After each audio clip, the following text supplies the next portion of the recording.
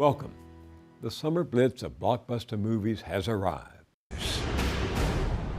Superheroes, or less immortals with excellent motor skills, are here to save the Earth from supervillains, asteroids, aliens, or other disasters, natural in nature, but probably induced by global warming. Yes, it's another summer of excess and escapism, with the thrills and chills of Hollywood scaring us down to our popcorn. Saving the world! Yet always with a happy ending. Meanwhile, back here in the real world, where we actually live, the best film of the summer isn't an epic tale of horror or adventure, but an eye-opening, heart-moving, and mind-expanding reminder that millions of people in this richest country in the world, working men and women and their children, don't have enough to eat. The film's called A Place at the Table, and it's one of the best documentaries I've seen in years. 50 million Americans, 1 in 6, go hungry, and yet the House of Representatives can't pass a farm bill because our members of Congress continue to fight over how many billions to slash from the Supplemental Nutrition Assistance Program, better known as food stamps. Once again, we're hearing all the clichés about freeloaders who are undeserving of government help, playing the system and living large at the expense of taxpayers. This movie, A Place at the Table, breaks those stereotypes apart and shows us that hunger hits hard at people who work hard to make a living. Don't miss this one. It's real life. With me is Kristi Jacobson, one of the film's directors and producers. You've seen her work on public television, HBO, ABC, Lifetime, and other TV networks. Mariana Chilton is here too. She teaches public health at Drexel University and is director of the Center for Hunger-Free Communities. She's also founder of Witnesses to Hunger, a group featured prominently in A Place at the Table. In this excerpt from the film, we meet a rancher and a police officer in Colorado, each struggling to make ends meet. Believe it or not, they have to rely on the charitable food program sponsored by the church of a local minister, Pastor Bob Wilson. About a month ago, we had 3 officers, including myself. However, due to budget constraints, we're now down to just me. It was always kind of a prideful thing that I never needed anybody's help. Unfortunately, I haven't received a pay raise in 4 years. And what I used to spend on a month in groceries now gets me about 2 weeks.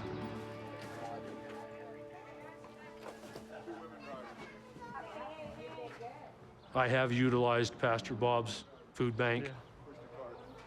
The way it makes me feel, it's very humiliating. Well, I correct that. It's not humiliating. It's very grounding. The stereotype of food banks is always for the unemployed or the disabled, people that can't go out and get a job. That's not always the case. Sometimes in life, you just get to points where you need a little extra help.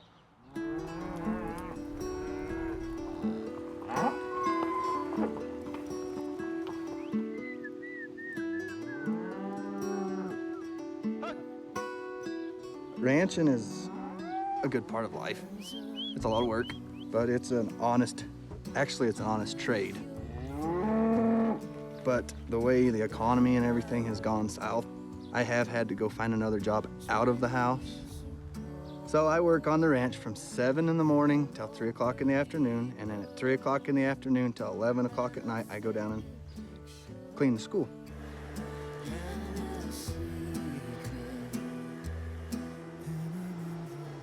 It's a good job. It's close to home. There's a lot that you worry about. Your kids is the main one. And that's part of the reason I did take a second job, is so I can help buy groceries and put food on the table for my kids. Come on, dogs. Welcome to you both. Thank you for Thank having you. us. So a cop who doesn't make enough money to meet all of his food needs, and a cowboy who has to take 2 jobs to help feed his children. Are they truly representative, or was this just a filmmaker's good luck? Sadly, they're not the exception. In fact, they're very representative. When we were making this film, we traveled all over the country and again met people who were working and trying to make ends meet, but were not able to put food on the table. So I think what the sort of filmmakers' luck or hard work paid off in that these are people who might not be willing to share their story.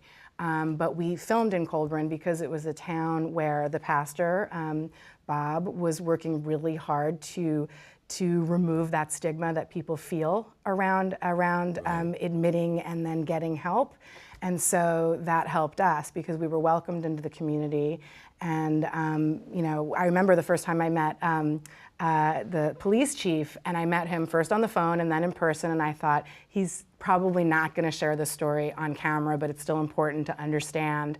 And then he said, absolutely.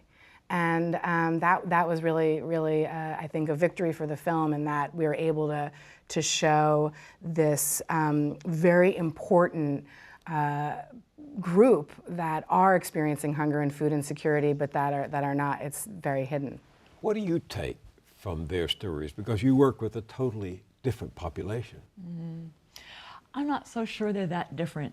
That's the thing. I think that when you were saying before about stereotypes, I think that in the press and our legislators have a certain stereotype about who's poor and who's not, and this concept of the deserving poor. But the women that I work with through Witnesses to Hunger are very hardworking. They're excellent mothers, excellent parents. They want the best for their kids. They're often working 2 or 3 jobs. Sometimes they'll have to work under the table in order to make ends meet, trying to find side jobs. They're hustling really hard. And I see the police chief, I see the cowboy who's also taking on that second job. What I see is common among them is a loss of dignity in the work. You can actually work full-time and your family is still hungry. There's a very big problem in this country that we are not valuing hard work like we used to. There's a young woman in the film who says, quote, hunger could be right next door and you would never know because people are too afraid to talk about it. Why are people afraid to talk about it, Dr. Chilton? Well, I think there's an enormous amount of shame that goes, especially when I work with moms of little children, young children, and there's an enormous amount of shame that they experience that they may run out of money before they can get more food. And it really tests their sense of motherhood, their sense of citizenship, of belonging, and it's very isolating. And I think that when the moms that I speak with, they talk about when they were children, they too were hungry, and they were always told, don't talk about it, don't let anybody know how hard it is, always put on a good face, always look good. You know, it's about being able to be in the world and be treated with a sense of dignity and respect. So they would often hide their own experiences of hunger or hide their experience that they can't feed their own children. Do we pass hunger down as a legacy to the next generation? Oh yes, we do. It gets transferred from generation to generation. Now it also happens that during an economic downturn where there are not enough good paying jobs, of course hunger will skyrocket. But I think that when people don't realize that hunger is very damaging to children, especially to young children. Food insecurity affects the cognitive, social, and emotional growth of very young children. That means that by the time they arrive to kindergarten, they're not ready for school. That means that when they're in school, if they're hungry, they won't be able to concentrate on what they're learning, and they won't do as well on their math and their reading tests. That means they won't be as successful, won't get a good paying job, so that when they have children, they too will be poor. So poverty is an experience that's really seared into the bodies and brains of children. What happens to someone who gets too little nutrition early in life? Oh, it's extremely important. If you think about what's happening in the first 3 years of life, the brain is growing so fast. They're the most important years of human development. So every moment, those are the building blocks of good cognitive, social, and emotional development. Neurons are growing and pruning and very active. 700 neurons are growing a second for an infant. It's the most important window of human development. So any type of nutritional deprivation during this time has a severe impact on the brain, even if it's just episodic, even if it happens once or twice a month. Those are moments of lost opportunity to be able to interact with their family and their environment, to pay attention and to learn something new, which helps to grow more neurons. So again, it affects the cognitive, social, and emotional development. It creates a certain kind of a stress on the child that's very toxic. And we know that children who experience that kind of toxic stress can't learn as well, can't learn as fast. And you can turn that around with food assistance programs, with a program called WIC, Women, Infants, and Children, or the food stamp program. The best investment of our dollars in this country is investing in very young children and their families, because again, those are the most important times when a child's brain is growing. So for every $1 that you spend on a child, you make $7 back when they become an adolescent. It's a beautiful investment. Kristi has a remarkable portrait in the film of a young girl named, I think her name's Rosie. I struggle a lot, and most of the time it's because my stomach is really hurting. So let's take a look. My teacher tells me to get focused, and she told me to write focus on my little sticker. And every time I look at it, I'm like, oh, I'm supposed to be focusing. I start yawning, then I zone out. And so I'm just looking at the teacher, and I look at her, and all I think about is food. So I have these little visions in my eyes. Sometimes when I look at her, I vision her as a banana, so she goes like a banana. And then everybody in the class is like apples or oranges. And then I'm like, oh, great. Tell me about Rosie. Rosie is an incredible young girl. And I think that what struck me so much about Rosie is that her story sort of embodied everything about this issue, which is that while she's experiencing this hunger and food insecurity, it's affecting her self-esteem, it's affecting her ability to learn, which is very upsetting. But at the same time, she has this incredible spirit, which gives you this, some feeling of hope and inspiration. So she's just an incredible young girl. And that story is replicated in your experience? Oh, very much so, very common.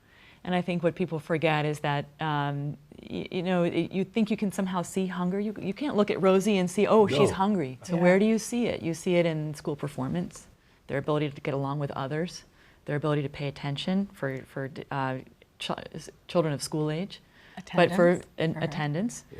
But also for really young children, where do you see it? You see it in the increased hospitalizations, showing up more to the emergency room when they don't, with preventable diseases. Or preventable exacerbation of asthma. This is, if we could think about poverty during childhood as a type of a disease, if we could pay as much attention to poverty for children as we pay attention to infectious disease, we might be able to do something in this country. The film makes dramatically clear the relationship between malnutrition and obesity. Step up on the table right there. I'll be with you in just a second.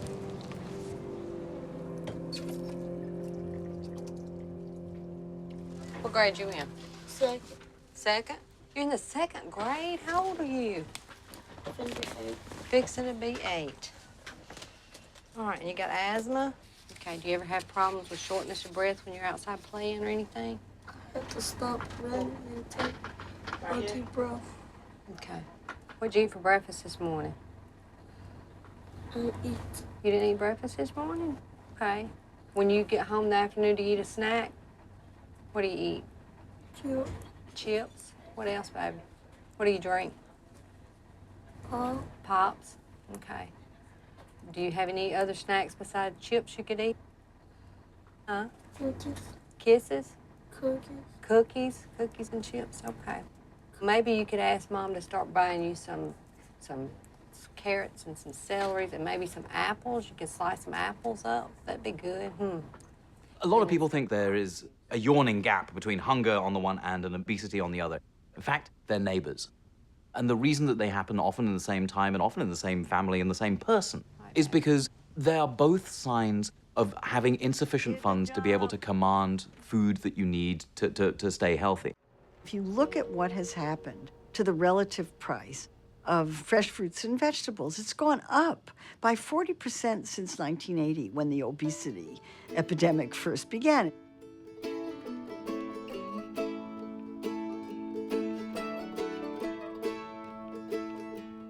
In contrast, the relative price of processed foods has gone down by about 40%.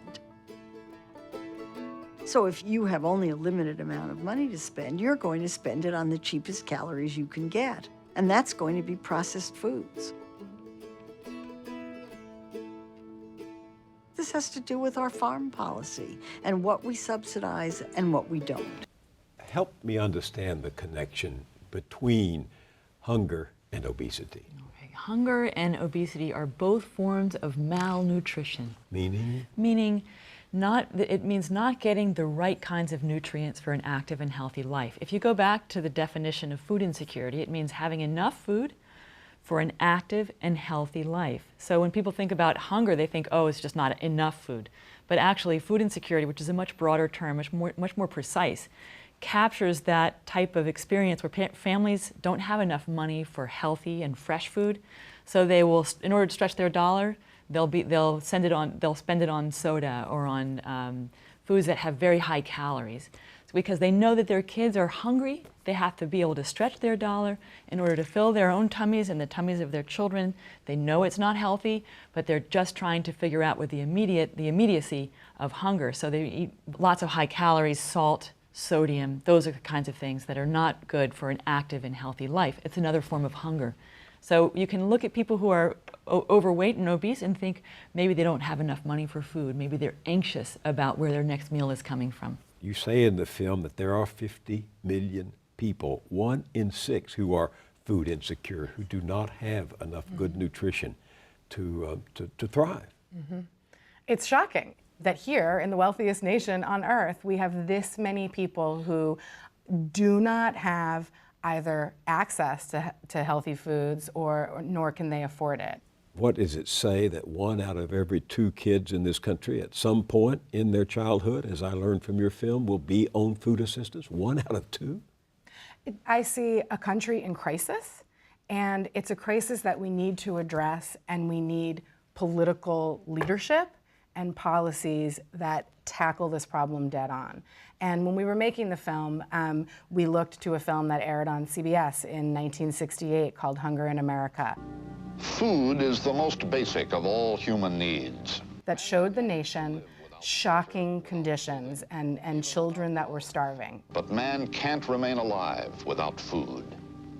We're talking about 10 million Americans. In this country, the most basic human need must become a human right. And citizens reacted. And what they did, though, and part of this had to do with the reporting at the time, was they demanded legislative response. They demanded that their politicians take responsibility and address the problem. And I think that today we have, maybe once a year around the holidays, there are portraits of the hungry in America. But instead of pointing to political solutions, they're often pointing to charitable response as the solution. And I think that's a really also significant cause for how we have gotten to the point where 1 in 6 are food insecure. You have a sequence in the film that drives home the reliance on charity and the conclusion that it's not enough. Let's take a look at that. The 80s created the myth that A, hungry people deserved it, and B, well, we could really fill in the gaps with the charities. And so we had a proliferation of emergency responses. Soup kitchens, food pantries, moving from literally a shelf in the cupboard of the pastor's office to an operation with regular hours. Something changed during that period of time. There developed this ethos that government was doing too much. And more importantly, the private sector's wonderful, and let's feed people through charity.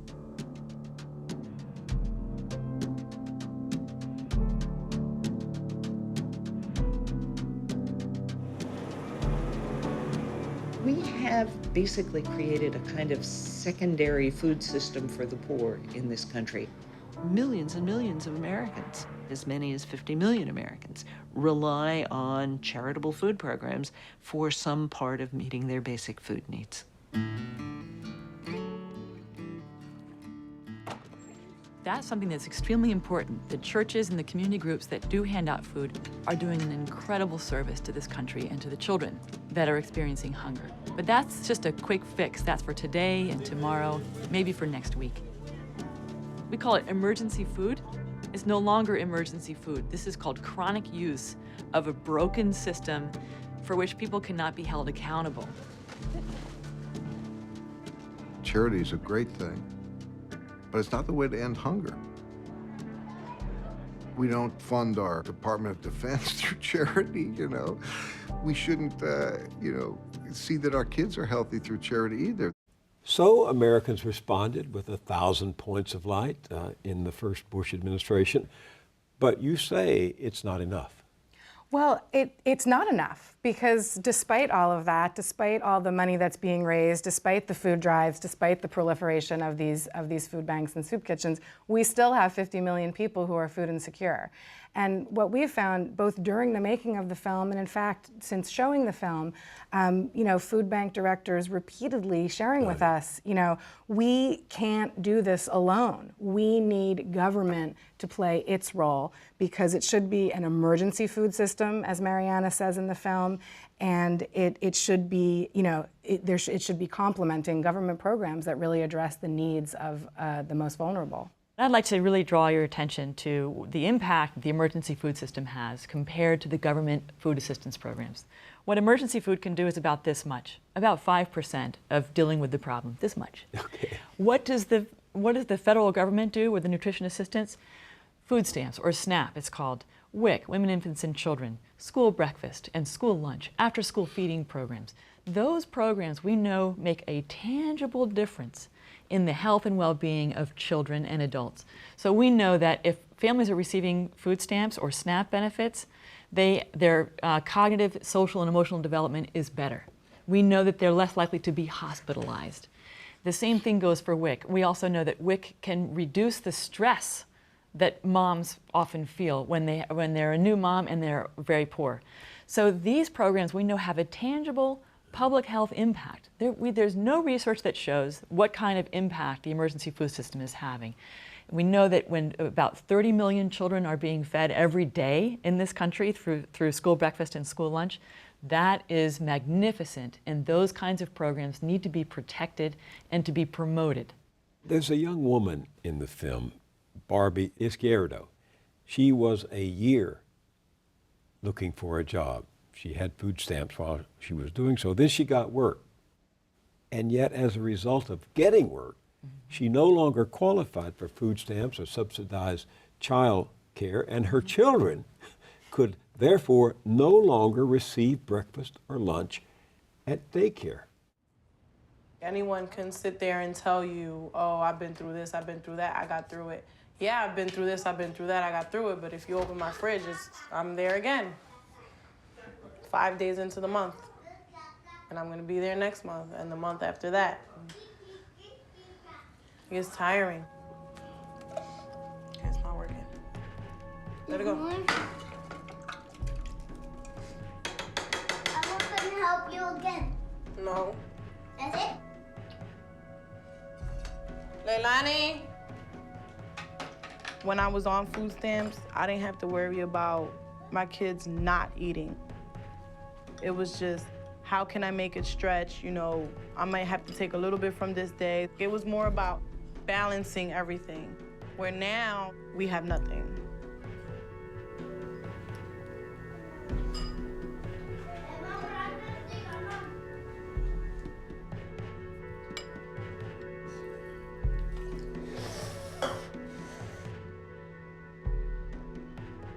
I literally have nothing left. Like, I'm gonna give them a Hot Pocket for dinner tomorrow. Like, what am I supposed to do? What do I give them?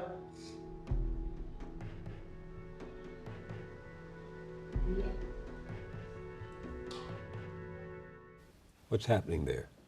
First of all, stress. Stress is very damaging to moms and kids. Secondly, you also see Barbie having the sandwich away from her kids. Right. So you have moms that will often scrimp on their own diets in order to feed their children. But what you see overall in the big picture there is that Barbie was working full-time in those moments and therefore became ineligible for food assistance. So what you see is what we call in the research world the cliff effect.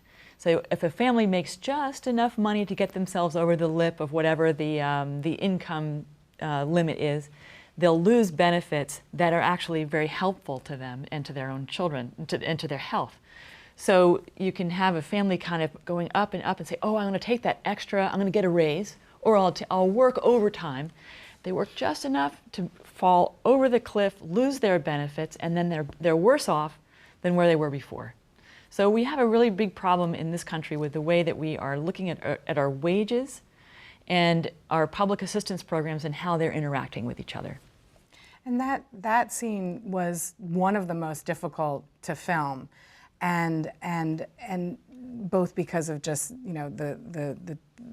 the pain that Barbie was feeling and allowing us to capture, but also as filmmakers, Barbie had gotten the full-time job, and so we thought this is the end of the film. The arc of the story. Exactly. And when this happened, we were devastated for Barbie and thought, what is this going to do to the story? Well, of course, as filmmakers, we have to follow the story.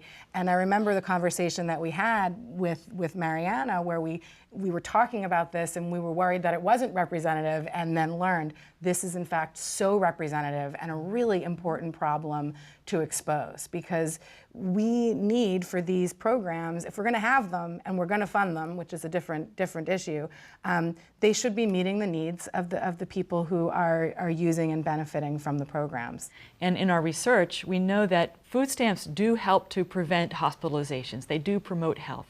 It does help, but the type of allotment is called the Thrifty Food Plan. The way that the government calculates how much an adequate meal or an adequate sort of thrifty food basket costs is actually inadequate for a healthy diet. So even if you have families that are receiving the maximum allotment, as if they had no other income, they still can't make ends meet. There's a nice twist in the film when you're reporting on what it's like to live on food stamps, and you have an interview with Representative James McGovern of Massachusetts, who did his own research, as you do, into the subject. I lived on a food stamp diet for a week, along with Joanne Emerson from Missouri. We did so because we thought that the food stamp benefit was inadequate. Most of my colleagues had no idea that the average food stamp benefit was $3 a day. I had my budget, and I went to a supermarket, and it took me an awful long time, because you have to add up every penny, and it has to last you for a week. And so I did it, and I will tell you, I was tired, I was cranky, I couldn't drink coffee because coffee was too expensive. I mean, there were people who were living on that food stamp allocation, and you really can't. For us, it was an exercise that ended in a week. For millions of other people in this country, that's their way of life. Every day is a struggle, just to eat. Sadly, Representative McGovern is one of few leaders and voices in Congress pushing to do the right thing here, which is to protect and improve food stamps and other government programs. He's an incredible leader, but he is even having trouble getting his, members of his own party to support his efforts to protect these programs, and that's really troubling and upsetting. The road to reform always leads to Washington, and there almost every reform, whether it's the environment or whether it's agriculture or food, hits up against the power of big money to write the laws it wants and influence the politicians it needs. You found that to be the case, didn't you? Yes, I think that, I believe, and I don't think naively, that we, Americans, should be able to influence how our politicians vote on these issues. That's not happening right now. And the problem with this issue is that you don't always, it's not so obvious necessarily how a politician is voting when it comes to programs that, address food insecurity. There was a poll taken, I think in connection with your film, that found the majority of Americans actually were surprised to hear that 50 million people don't know where their next meal is coming from. And many of those polled just don't think of hunger as a pressing issue.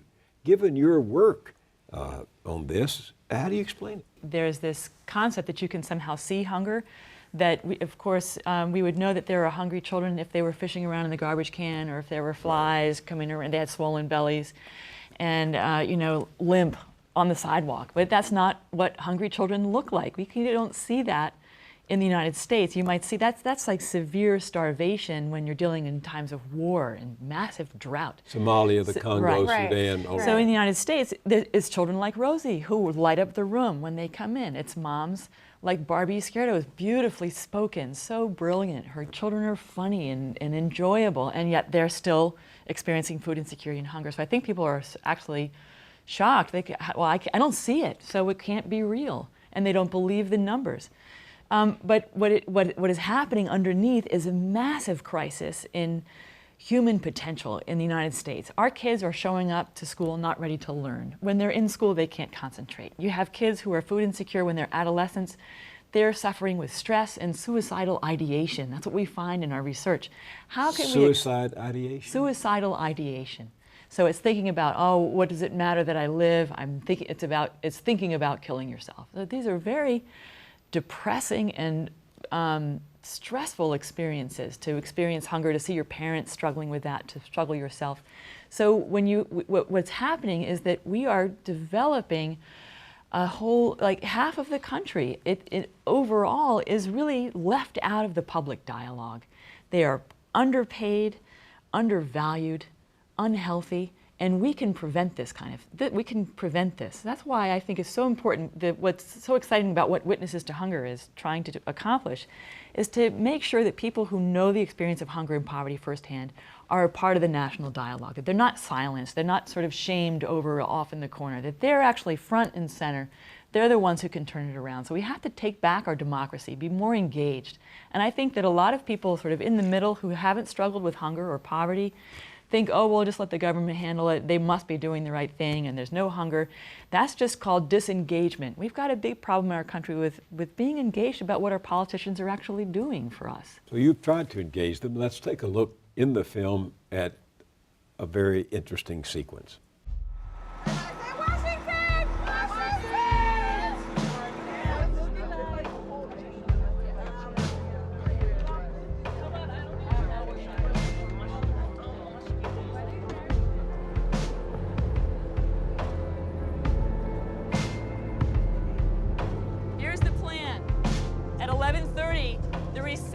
At the Senate.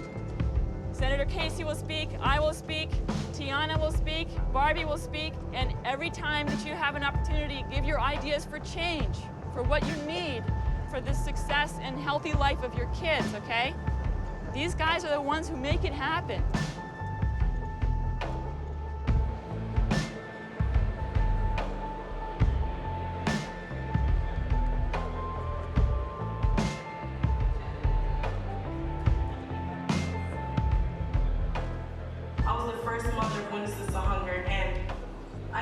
Anyone would take us seriously. But I'm here to let everyone know that just because we live where we live and come from where we come from doesn't mean that we're not smart. Doesn't mean that we don't have potential. Doesn't mean that we do not want education. Doesn't mean that we want to depend on welfare for the rest of our lives. I want the same hopes and dreams as everyone in this room for their children. We just need the opportunity to make it come true. Did they listen? I think they listened a little bit. They felt it a little bit, but it's not long enough. It's not, you can't just go to Congress and talk to legislators one time and they'll get it. I think it's really hard to break through the cloud over our legislators. I'm not really sure who they're listening to, except for people who have a lot of money and a lot of influence. So I think they're very touched by the personal experiences of a person who's poor, especially for a mom. So I've actually seen Senate staffers get very teary-eyed listening to the stories, and they say, oh, keep telling your stories, keep telling your stories. But then they'll turn around and vote to cut food stamps. And that doesn't make a lot of sense. So I'm wondering, who is it that's influencing Congress? Who's got their thumb on what Congress can do? And I think that there's just not enough people who are poor who have an opportunity to speak out. I don't think they get enough press. They're sort of shut out. There's no opportunity for people who are low income to really engage in our democracy. And I think that they're actively shut out as well. So bear with me, though, as I put on my horns and play devil's advocate. There are a lot of Americans who think that we're spending too much on food stamps and that the cost is out of hand. Your poll associated with your film suggests that. Last year alone, the government spent $81 billion on this nutritional safety net, as you call it, not SNAP, what we used to know as food stamps. And some folks say that is simply way too much and that we're creating a culture of dependency. Here's Republican Representative Steve King of Iowa. Handing out benefits is not an economic stimulator, but we want to take care of the people that are needy, the people that are hungry, and we've watched this program grow from a number that I think I first memorized when I arrived here in Congress at about 19 million people, now about 49 million people. And it appears to me that the goal of this administration is to expand the roles of people that are on SNAP benefits, and their purpose for doing so, in part, is because of what the gentleman has said from Massachusetts. Another purpose for that, though, is just to simply expand the dependency class. Well, first of all, I'm a researcher, so I like to base things on empirical evidence. There is no evidence that the food stamp program creates dependency. Let me show you what this congressperson is doing. Basically, they're pinning the problems that we have in this country on people who are poor. If you think about people who are poor, you have 80% of people who are food insecure are actually working.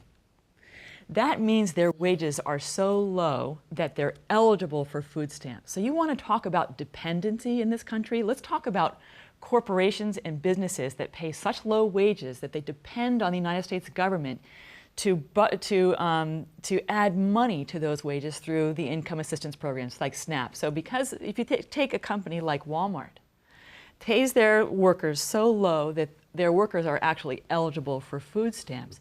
Who's dependent on the U.S. government? I'd have to say it's Walmart is the welfare queen here. But if I were Congressman King sitting here, I might say to you, you make a very convincing case, and I believe that both of you are genuinely committed to this issue, but 48 million people are receiving food stamps. Can't you see why some of my constituents in Iowa would be shocked by that and at the cost? Well, I think it's also important to look at how many corporations and agribusinesses are collecting subsidies out of the same government bill, the Farm Bill. And I think that there's an ethos in Congress right now that assisting those individuals who need help via the food stamp program or WIC or school meals is big government and is going to put us into debt.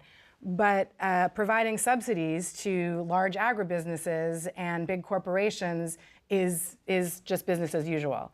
And I think we're looking at, investing in our youth and investing in our future. And if it doesn't get to you, Congressman, from the moral point of view, that it's really, frankly, not okay to have kids like Rosie and Barbie's kids to the tune of 17 million of them in our nation, well, what about the cost of not doing anything? Because the cost of food insecurity, the cost of obesity and malnutrition is way larger on the back end and the healthcare than it is to get these programs adequately funded and feed kids nutritious foods. If you think about what government is supposed to be doing, it's supposed to create the conditions in which people can make healthy choices and live an active and healthy life. It's all about creating good conditions for us to prosper, right?